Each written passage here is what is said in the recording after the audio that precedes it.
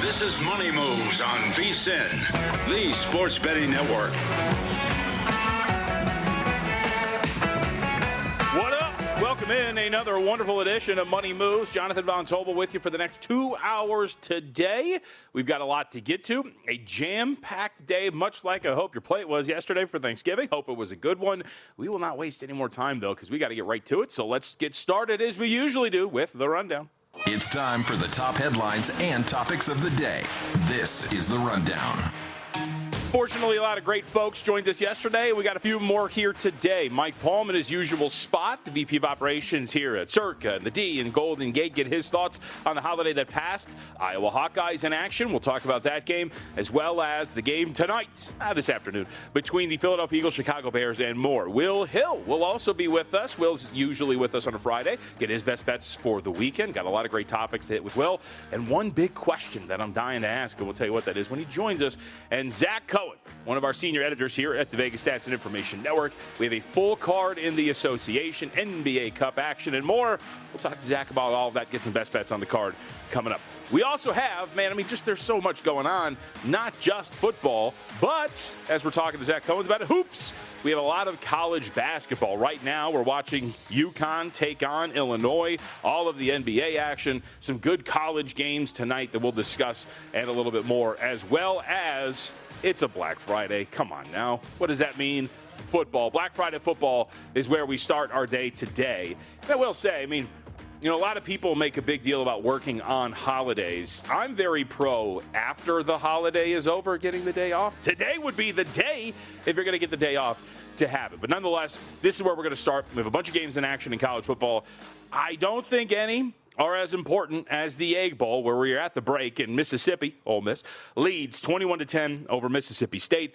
Ole Miss closing is about a 7.5 or 7-point favorite, depending on where you look. Those sevens juiced, those 7.5s, some of them juiced, some of them not, with a total of 63. Ole Miss with that dominant lead right out of the gate with a big play that gives them a lead that they have yet to give up. Did look like maybe Mississippi State was going to be able to potentially take a lead. They were trailing 14-7 and actually tie this game up, but a dying drive ends 6 plays, 58 yards with a field goal, and then 9 plays later, Lane Kiffin and the Rebels respond. This is how we get our score here, 21-10. Some basic statistics for you up to this point. Exactly what you would think. Ole Miss outgaining Mississippi State to this point, 310 total yards already for the Rebels in this game, 234, 18 first downs to 10 on a per-play basis. Pretty big edge for Ole Miss. Mississippi State, 151 rushing yards to 98 for Ole Miss, but a little bit of an asterisk there for Mississippi State if you're wondering whether or not that would be sustainable. 2 big runs are really why you got there. Bothwell with a 43-yard run, and then Camario Taylor with a 39-yard run. Every other snap in between has been pretty average for Mississippi State. Don't think there's any really big edge that would set you in one direction or another, but that is not the story of the day. That's the game of the day because of what's hanging over everything with Ole Miss. We're going to get a decision sooner rather than later on what's going on with Lane Kiffin and his future with the Rebels program. There was a report earlier today that Florida has not only decided it's out, they're not going to get Lane, but they've moved on and set their sights elsewhere. It is down reportedly to LSU and Ole Miss, so we will see if Lane gives us that decision a little bit later if we get official word out there. And I don't think all eyes are on the matchup between Iowa and Nebraska either. No, I think our eyes are out in the Big 12, where we could have an upset brewing. 8:15 left to go in the third quarter, and Kansas has just taken a lead over Utah, 13-10. They're lining up for the extra point now with the third quarter. This is something that is going to pique a lot of interest. Utah, hoping that it can make its way into a Big 12 championship game with some things going right, incredibly right for them. But so far to this point, Kansas has had their number, 16 first downs to 10. They've converted 50% of their third downs as well, outgaining them after this scoring drive just by a hair. But the big deal here is that Kansas running the ball extremely well, 176 yards on the ground, 5.9 yards per carry. Utah suddenly having some issues with that running attack Why that matters? Well, let's go back to last week against Kansas State, where the Utes gave up 472 yards rushing to Kansas State, 11.2 yards per carry, and we're starting to see those issues pop up again here for the Utes. This wouldn't be as surprising, or excuse me, it wouldn't be as big of a red flag, if you will, if we hadn't already seen this issue for Utah. So we'll keep our eye on this. Utes closed here at Circa, laying about 10.5 with a total of 60, and we are on upset watch between the Jayhawks and the Utes. Other games currently in action, Iowa and Nebraska. We're already over the total right now. 38.5 was your number. We are over that in the first half. Right now we're seeing if Iowa can pull this off as a 4.5-point favorite. Surprising shootout and what looks like a cold and rainy, snowy type of game between these two. Already over in the first half. Second half total, which I think a lot of people are going to be interested in, 19.5, depending on where you look, or 21 for the second half between Iowa and Nebraska. Other scores to update: 21-13, Ohio over Buffalo, and Kent State trailing Northern Illinois 21-17. But we will start because it is a big day in football, and we have a lot to get to. But let's hit the National Football League. Coming up in less than an hour, the Chicago Bears will take on the Philadelphia Eagles. In what I would call the if not now win, we'll keep the theme throughout the year going. If not now win for the Chicago Bears, who come into this, I guess you would call them red hot, considering the results that have gone in their favor. But Chicago, the team that many, including myself, continue to say can't keep it going, but they ride a 4-game winning streak into this game with the Philadelphia Eagles. Right now, current numbers across the board: 7, juice to the favorite side, with a total of 43.5. Do have a teaser leg on Philly. Would very much lean toward the Philly side and would prefer if you can get this underneath that 7, but market not really allowing it to get there. This is going to be an incredible matchup because Chicago is facing a very sheer cliff when you talk about the strength of their schedule as they move forward and the level of opponent. But Philadelphia, coming off of a loss last week in which they blew a 21-0 lead to the Dallas Cowboys, you do wonder where this team is at. And offensively, we had mentioned yesterday in looking at some of the numbers for some of the NFL games that we were discussing, the strength of the Dallas Cowboys running defense and how good this has looked. Part of it was, well, do you really trust, because they're two opponents that we've seen here, especially recently, Raiders and the Eagles have been these rushing offenses that have struggled. And the Eagles, of course, we're going to wonder if maybe they can do this against Chicago. Now, Chicago defensively, not anything really to write home about, but it's not like they're awful. 17th in overall expected points added per play heading into this game. If you look at what Chicago has done through against the pass, 14th in the National Football League, where they've had, we'll call it, most of their trouble. It's against the run. Opponents' expected points added, 22nd in the NFL. Is your floor raised enough if you're Philadelphia to come in here and get this done at home against Chicago is going to be the big question worth asking. The other part about this is your own offensive execution. Not only can you run the ball effectively, Eagles, one of the worst teams in the National Football League in yards per carry before contact. So in other words, they're not getting the push along the offensive line.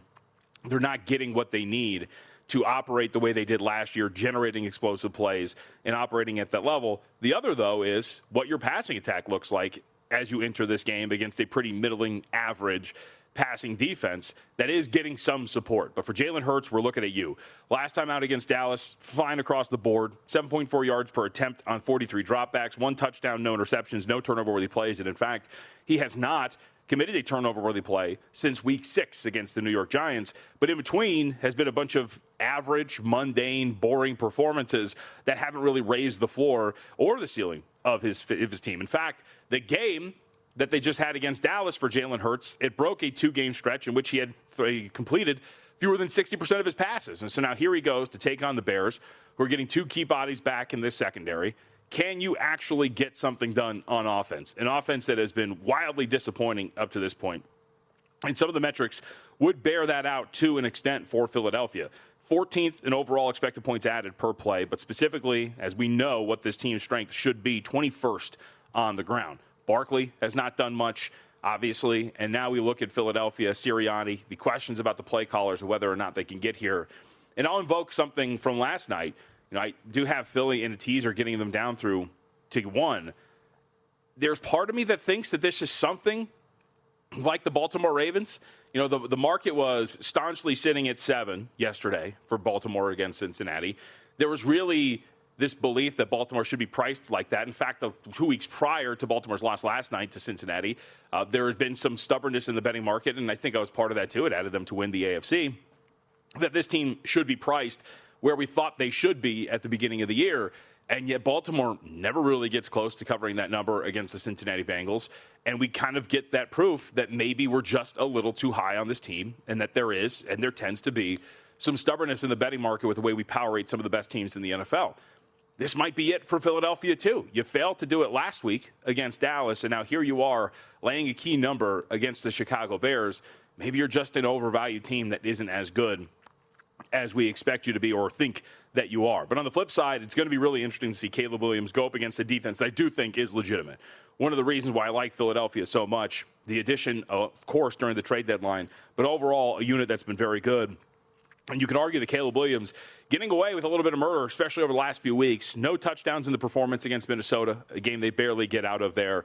And then against Pittsburgh, 54% completion, 239 yards, 6.8 per attempt, 3 touchdowns, but 3 turnover-worthy plays that he doesn't really have to pay for.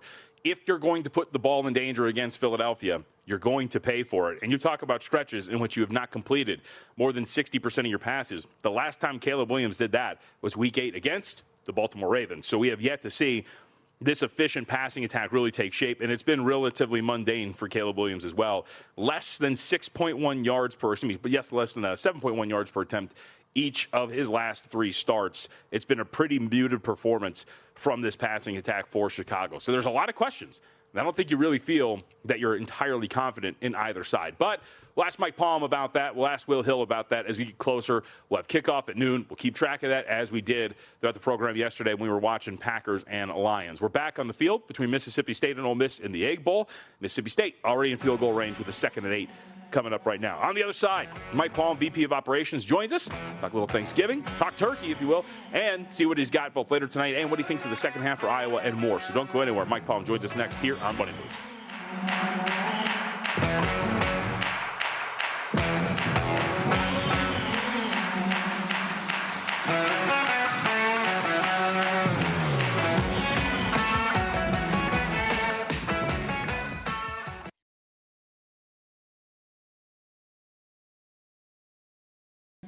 You're watching Money Moves here on VSiN, the Sports Betting Network. Back in the program, and we have, of course, it's post-holiday. There's a lot of blues. Maybe you're full. I don't know how often or how early, I would say, you crack open the leftovers, but it's kind of a slumbery, sleepy day. No better way to pick up the energy and to get excited than to welcome in the VP of Operations here at the D, Circa, Golden Gate, Mike Palm. How you doing, sir? I thought there was some special. You were doing a read, but no, thanks for the big intro. Yeah, of course you have to. I'm fired up. I'm glad. Well, first off, I am appreciative. We were talking about this earlier before the show. I actually think today's the easy day to call off. Be like, nah, we're good. It's the post-holiday. Got things to do. Want to relax. So I appreciate you coming in and taking some time. 5:30 yesterday morning with Jensen was probably easier to call off for me. But I love this day, though. It's a great NHL card. You've got these rivalries, traditional Black Friday rivalries. We got an important game, Bears and Eagles, with all kind of Grandissimo and Survivor implications. So this is really fun. Yeah. Well, so let's actually – I want to start there. That's a good point because we'll talk about Chicago and Philly in a second. Our own Mitchell Moss was very unhappy last night with the Baltimore Ravens' performance against the Cincinnati Bengals. Were you with him? No, I was not. No. I didn't know if in spirit I was, but I saw the tweets. Eat some of Lorraine's cooking. I'd be jealous. You know what's funny is, so I tweeted out yesterday. I don't know, when do you eat usually on Thanksgiving? I usually eat at halftime of the Cowboy game. Okay, so we're talking like afternoonish, right? Yeah. So my family yesterday thought it was a good idea to not eat until like 5:30. Oh, that's too late. It was abysmal. No. And so I tweeted something out to the effect of, I'm looking for a new family. This is ridiculous. Lorraine tweeted at me and said, you know where we live? We have plenty of food. And I thought, what if I actually took you up on that? You know, we extend invitations that we know you're not going to cash in on this. What if I had just shown up? She wouldn't have said that if she didn't want you to come there. That's a good point. Yeah. I believe that. I've been to their home, so. I have to tell you a funny story. Okay. And I'll mention this to them next Wednesday. But I got a text on Thanksgiving, actually on Wednesday. I didn't know, but she does a cooking segment with Mitch and Paul usually the day before Thanksgiving. Mm-hmm. But she was in studio right before me. Mm-hmm. So anyhow, I came in, and the guy sent a text. Now, this had to be, what was Brent's 80th birthday party? Yeah. Is the first time I met Lorraine. Okay. Right? And he sent me a text about he remembered how the next time I was on with Mitch and Paul, I talked about meeting Mitch's beautiful wife, and I could barely detect an accent. Like he remembered that line from what, 5, 6 years? 6 years. Yeah. I mean, that's the little things that make Sure. doing this fun, I think. Of course, no, it's great. It's absolutely fantastic. To your point, because in radio the term is P1 listeners, right? The ones that are always listening, always watching. The first day, the first second, because Harvard Handicappers is back, we mentioned that, and I don't throw in a rest in peace. I immediately get a tweet. Like, what happened? What happened? Is it back? So we do appreciate it. I said it yesterday, but we're always thankful around this time of year for our audience because we can't do it without you. I get back to the Grandissimo Survivor deal, right? So it's very interesting because 6 were left. 3 were on the Eagles, 3 were on Baltimore. So Jeff Benson starts sending the text to Derek and I, and Will Case, who's our credit guy, be ready for the people who are going to want credit before this game kicks to do their hedging. So I'm thinking in my mind, we're going to get a lot of Bears +7 for the people that have the Eagles alive, right? Or Bears money line. Yeah. Well, the first one that comes in is Eagles money line because it's the guy that had the Ravens. So he's now going to bet the Eagles money line for enough to cover his 100,000 and hope he loses because he's picking up 1.15 million. If the Eagles get beat, it ends and they split 6 ways. So there's 2 ways to hedge this in Grandissimo here. So at this point right now, too, I mean, there's Grandissimo, and then of course this is a big one as well because this, I believe, was the most selected in regular Survivor, correct? 52%, I think we had. And it's funny, like I'm eliminated, but this was kind of my silver. We were saving. I think a lot of people, you're saving Philly for this. You're saving Philly for this moment because Black Friday at home against Chicago, you would assume is a knockout spot.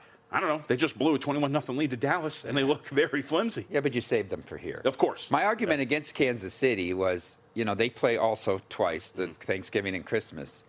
But I would use Kansas City at Tennessee that Sunday before the Christmas game. I think if I had Kansas City, I wouldn't use them on either of the holiday. Now, I don't know what you're doing on Christmas and who you have left.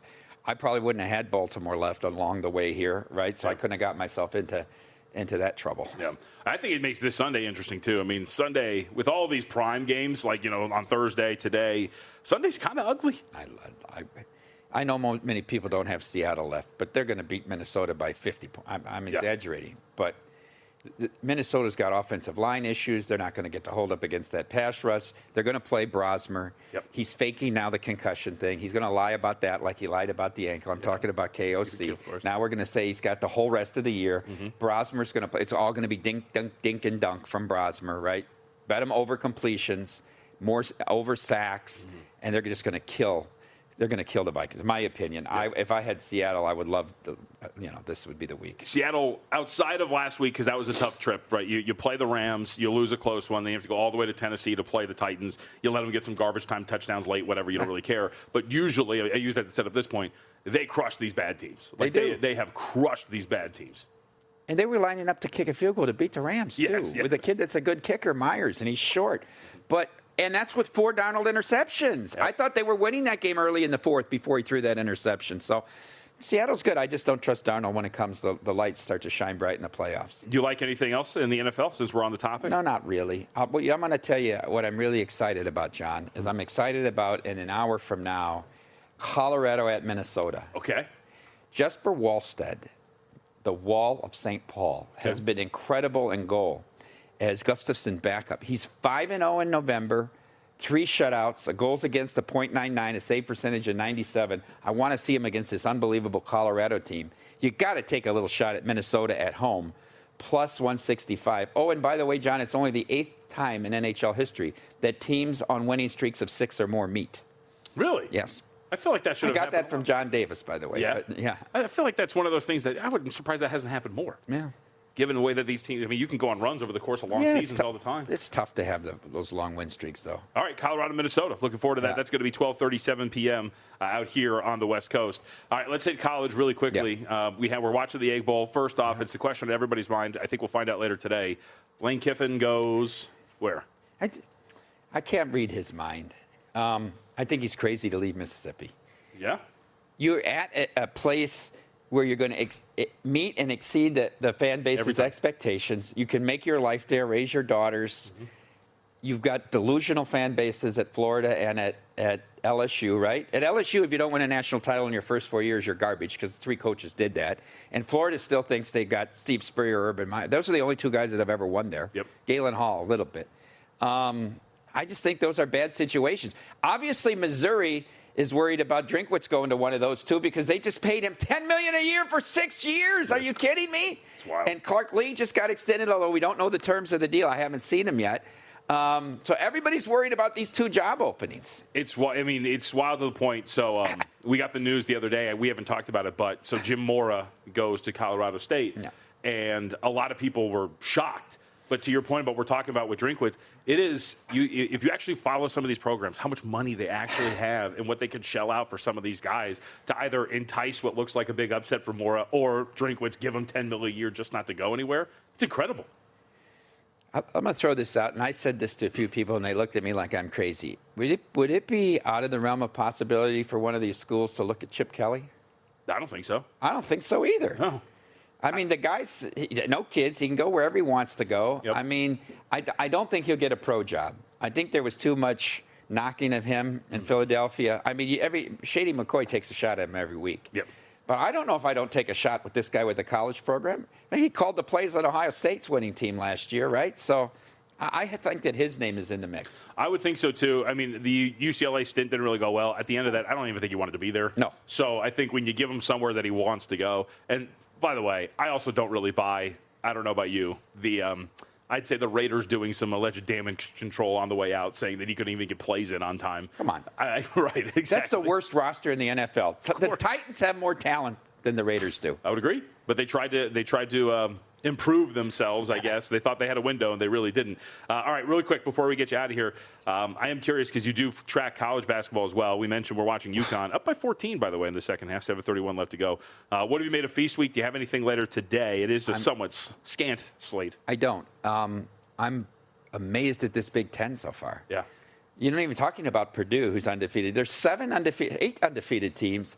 How about Iowa? Mm-hmm. I was really impressed in Palm Springs with Mississippi. And then Grand Canyon. They dominated. Michigan blew everybody out. I mean, and Michigan State was ultra impressive to me over North Carolina yesterday as a 1-point favorite, struggled a little early, and then just beat them up in the second half. I think this is going to be a hell of a Big Ten season. And, oh, by the way, Iowa at the Breslin Center on Tuesday. Yep. Michigan State, to me, has been the most impressive. Like, I watched them. I mean, that early game, who did they just play? Kentucky, right? Yeah. Who they blew out in that early contest. Madison Square Garden. Looked great. I mean, they were finding open guys. The ball movement's awesome. They're great, as usual, in transition.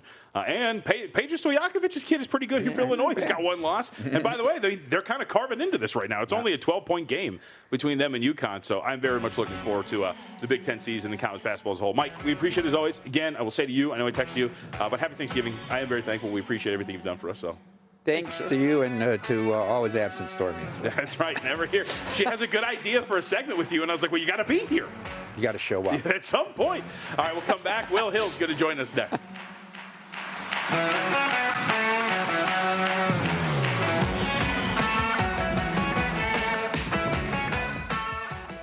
You're watching Money Moves here on VSiN, the Sports Betting Network.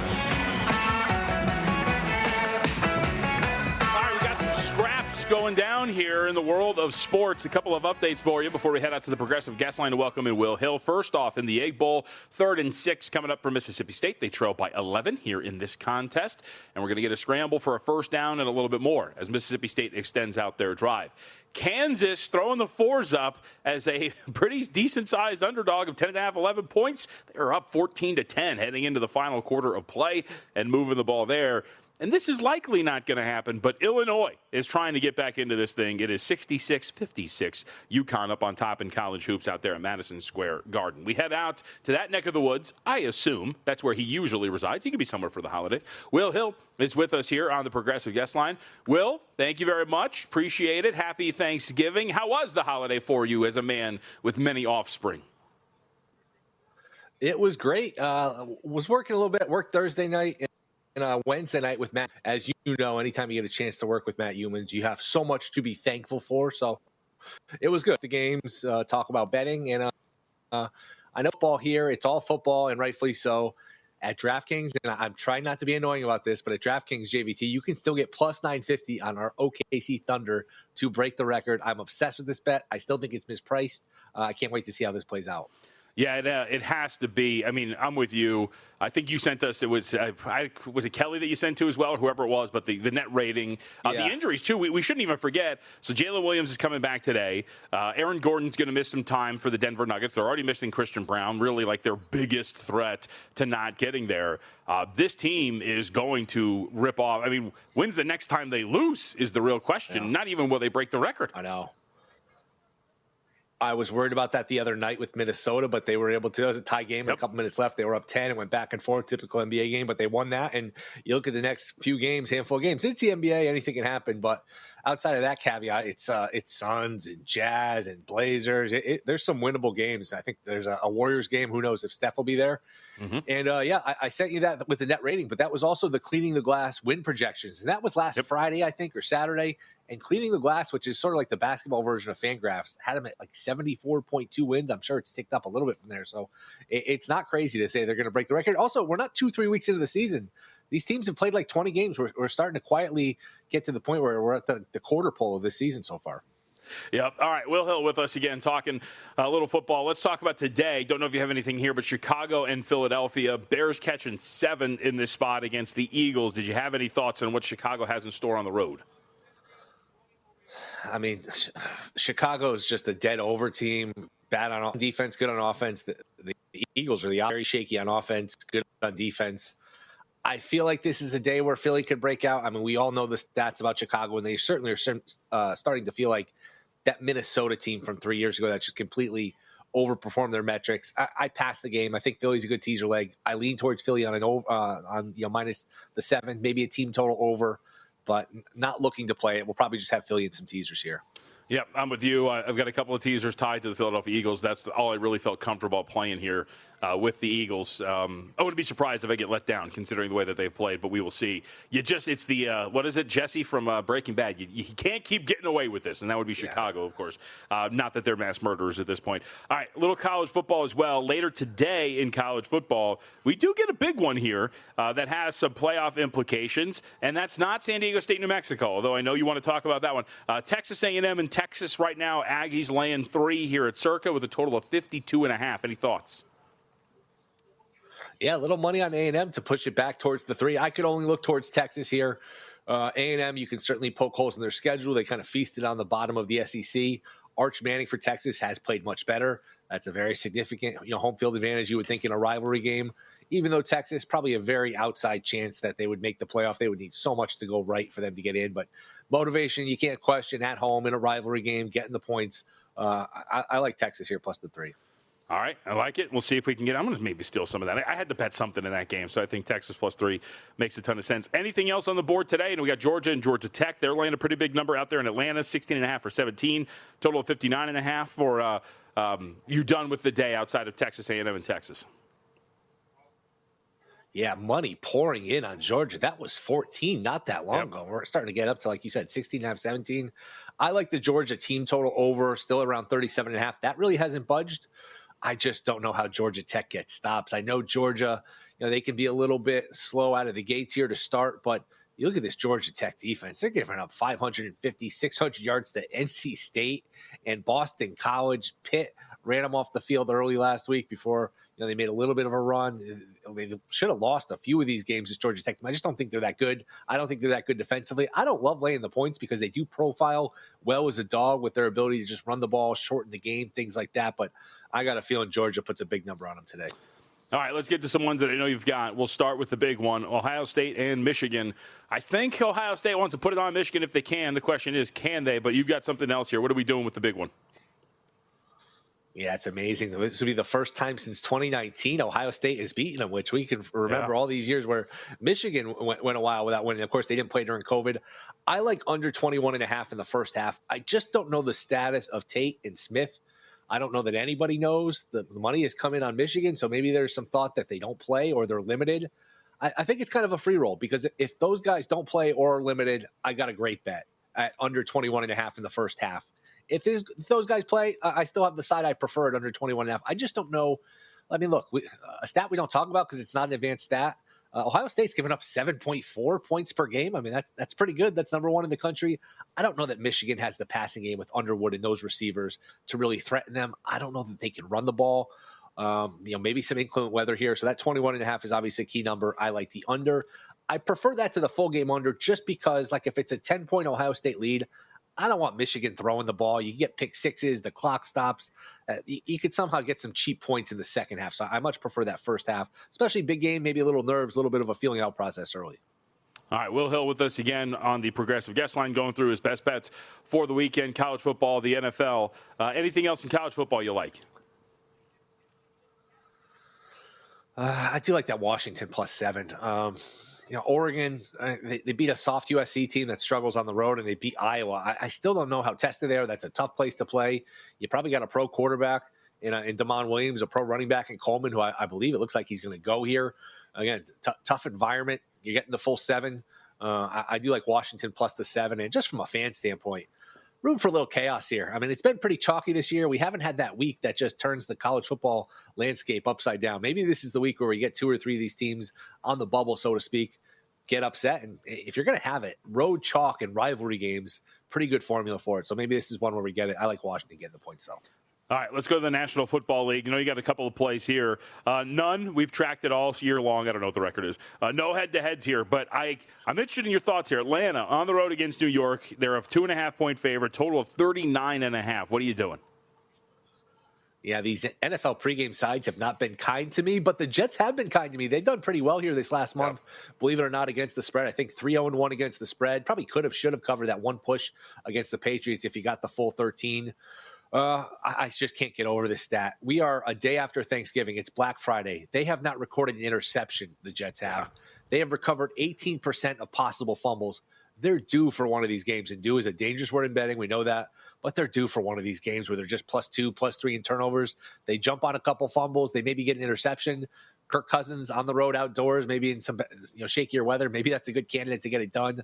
I just think that is Atlanta really like 4 points better when you take out home field than the Jets. I mean, the market loved the Saints last week against the Falcons. Yep. Now the Falcons are almost a field goal better than the Jets. I think the Jets is the right side here plus the points. It's honestly why I'm on New Orleans this week. To your point, a week ago, we were told that the Saints were better on a neutral than Atlanta. Now, all of a sudden, they're catching 6 against Miami.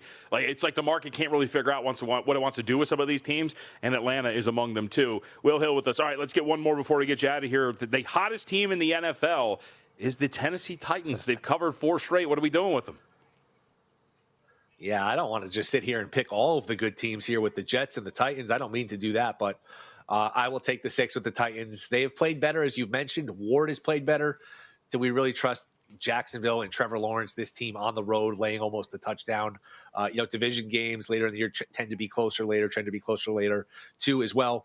I'll take the Titans. Maybe it's like a field goal game here. I think the 6 is a lot here with the Tennessee Titans. You don't feel bad about that. I was asked by Gil Alexander, what are your favorite plays in the National Football League? My response was the New Orleans Saints and the Las Vegas Raiders. So, you know what? Sometimes when you like a side, you like a side. Will, happy Thanksgiving, buddy. Thank you very much for the time today. All right, you too, man. Thanks, guys. Yep, at Not the Will Hill. Remember to make sure you check out Should Have Bet More podcast, part of the VSiN family. And if you're not a VSiN Pro subscriber yet, come on, folks, it's your best chance. What are we doing here? Black Friday special is live for just $60. You're going to get full VSiN Pro access to everything we offer all the way through May 1st. Daily best bets, real-time betting splits from DraftKings, Circa, and Bronco, AI-powered prop tools, weekly wide receiver cornerback matchups, and more. Our biggest new subscriber offer of the year is here, so don't wait. Again, go in to vsin.com/subscribe now. Take advantage of our Black Friday special, $60. You get everything we have to offer all the way through May 1st. All right, we'll give you an update on our games that are currently underway. Upsets brewing. Some favorites are in, at least control for now. We'll tell you everything going on when we come back here on Money Moves.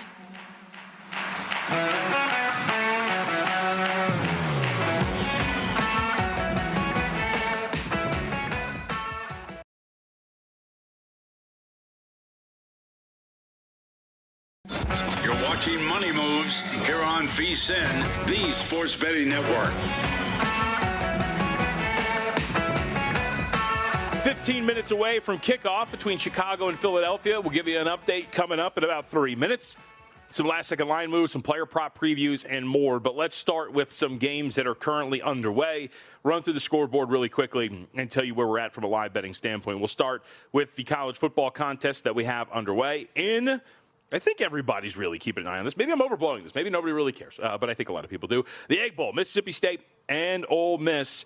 Current number right now will give to you a 24-13 lead for Ole Miss here in this contest right now. In game, and these numbers will list off, courtesy of DraftKings. You can, of course, shop around and find some. These used at the convenience, considering they're up. 15.5-point spread with a total of 53.5. With 15 minutes left to go in the fourth quarter, that just getting started. And obviously, considering where we were trending under, this game opened 63.5, closed at about the same spot. Some spots got to as low as 62.5, and with an in-game number that is currently 10 points below where we expected. 2nd and 5 converted, and now Ole Miss is going to have a 1st and 10 just outside of the red zone against the Bulldogs. Other matchups, how about this? Iowa all over Nebraska in the Black Friday matchup here. They are up 33-16, 19.5-point favorites in game. Total is 62.5 with 3:14 left to go in the third. You do wonder if maybe that's a skosh too high. Iowa right now does have the ball, and they are moving. But defensively, they played relatively well. And do wonder if, with such a big lead, especially if you can add on to it here, once you get the ball back, you're probably going to try to take the air out of it at this point and get on home. Other two games that are currently underway, actually we have three, but let's start with the more dramatic one. Utah closes before the game today as a 10.5-point favorite on the road against Kansas. They just took the lead over the Jayhawks, 17-14. Utah right now, 3.5-point favorite thereabouts. It's heavily shaded to the dog side with a total of 41.5. This one means more for us as we have our 14-leg 10-point teaser that is alive here. We need a Utah victory by at least 2 points. They are currently up by 3. We'll keep an eye on that as well as these other matchups and the fake comeback, if you will, by Illinois, dying a slow death right now. Last look, UConn had taken a late 11-point lead over the Illini right now. One of about 6 games that is currently underway in college basketball. Really some big ones that are left on the board coming up at 2 p.m. out in the Benchmark International, whatever it is. We have Texas A&M, Florida State. Florida State, a 1.5-point favorite. Big move here on the total. That's been bet up about 5 points from 167.5 to 172.5. SMU, Mississippi State, not tipping off until later. No real moves there. Ohio State, Pitt. That will go down as well. No real moves except for a bump in favor of Ohio State. They are up to about 6-point favorites in that contest. So let's take a look at the National Football League. A couple of minutes away as we get a touchdown from Ole Miss here. So 23-yard reception. That's going to, of course, put Ole Miss up 29-13 with an extra point coming. We'll see if that is good. Philadelphia takes on Chicago. Coming up in a couple of minutes. Again, your number 7 right now. Haven't seen any late moves. You know, we talked about this yesterday. It wasn't a very late move, but we did see as the day went along a push toward Detroit that gave that a full 3. Here today, haven't really seen that much. And in fact, in the week leading up, we really haven't seen that much. It's been a 7, juice to the favorite side all week. It's where we stand right now. It's been 43.5. Some spots open 44.5. So really just a point toward the under. No real giant move at this point right now between these two. We've talked about the side. I'm with Mike Palm. We talked about this earlier, and with Will. It was Will, not Mike Palm. Feel comfortable in using Philly in a teaser potentially, which I did, but not really comfortable in going out and laying 7 with the Philadelphia Eagles. I think it's probably near where you should be with the side. Philly does have to answer some questions about their offense and how inconsistent it's been. So let's start there, as, by the way, Utah gives up another big explosive run that's going to set Kansas up inside the 25-yard line. Well, let's start with this offense, and specifically from an offensive standpoint, from a prop standpoint for the Philadelphia Eagles. How will Saquon Barkley in this rushing offense operate today is going to be the very big question in this matchup. Current numbers on the ground for the Philadelphia Eagles: rushing yards 79.5, rushing attempts 17.5. You know, we've talked a lot here on this show about the explosive runs, the big runs. You know, yesterday, one of the bets, Jahmyr Gibbs, under the longest rush of 17.5. He gets over there. But I think maybe there is a case to be made for Saquon Barkley to have a big day today. Coming into this contest, Chicago, and you see the numbers there for Barkley at the top, 79.5, 17.5 rushing attempts. Again, by the way, if you're listening on SiriusXM 158 or some other spots, you can watch us up on YouTube TV or vsin.com, among some other spots. Chicago comes into today 28th in adjusted line yards allowed at 4.7. Running back yards allowed per carry at 29th, just over 5.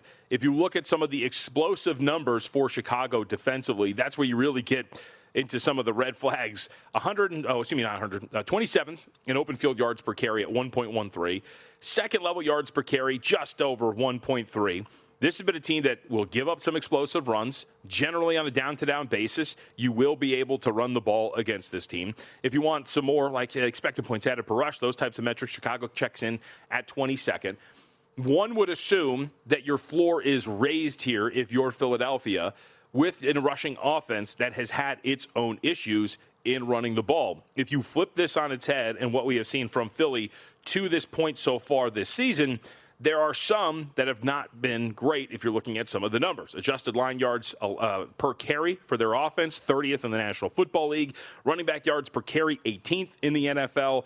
They do well in power success rate. A lot of that, though, has to do, of course, with the tush push. Again, those power situations, 2 or fewer yards on these goal-to-go or first down, second, third down, late in those downs, trying to get some of those short yardage situations. Power success is good because you have what the tush push has been. But some of these others, right, you haven't really been there. Open field yards per carry, you're pretty average, 14th in the NFL.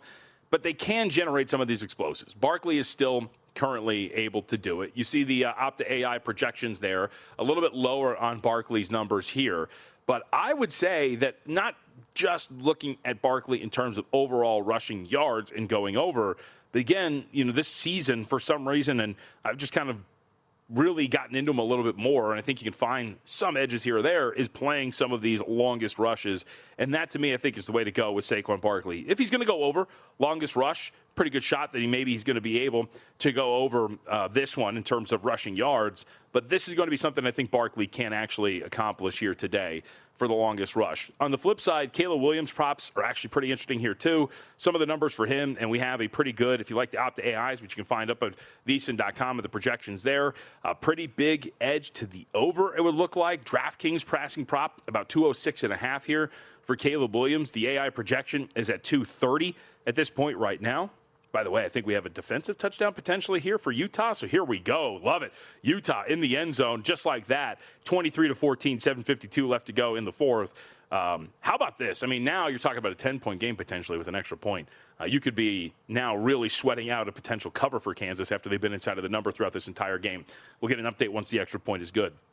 But Williams, we've talked about the fact that sub 60% completion percentage for the season, and it hasn't been there for the last 4 or 5 games. This is a Philadelphia defense that I think you trust wholeheartedly. You don't trust the offense, but defensively, across the board, this team, 6th in overall expected points added per play, 7th in EPA per pass. The ability to rush the passer has been there as well. Not as strong against the run, but still, we're talking about a top 10 run defense across the board. I do think that if we're right, and if I'm right, in thinking that the Chicago Bears are living on borrowed time right now and that they're going to run into a wall starting today against Philadelphia, that starts with where this defense performs, and that starts with holding Caleb Williams down, whether it's completions, what we're talking about with passing yards. So all this to be said, I actually think that 206.5 is pretty accurate for Caleb Williams here, even if you're in a negative game script. It doesn't necessarily mean that you're going to be able to go over some of those yards. We've seen time and again that quarterbacks in negative game strips are just sitting back there. They're getting pressured. They can't complete passes. They actually have pretty ugly performances. We've seen it time and again with these. So even with the negative game script, I know that's a pretty easy thing, and we talk about it all the time. That's going to help you maybe get over some of these numbers. I don't know if that's going to be the case for Caleb Williams today against this passing attack. The other two, as we'll monitor when this game starts, is whether or not Jalen Hurts is going to be able to get some of those numbers over, too, after a couple of performances in which he has looked disjointed, and it really has not been great for the Eagles' offense. But what is great, of course, First Bet is the official horse racing partner of VSiN.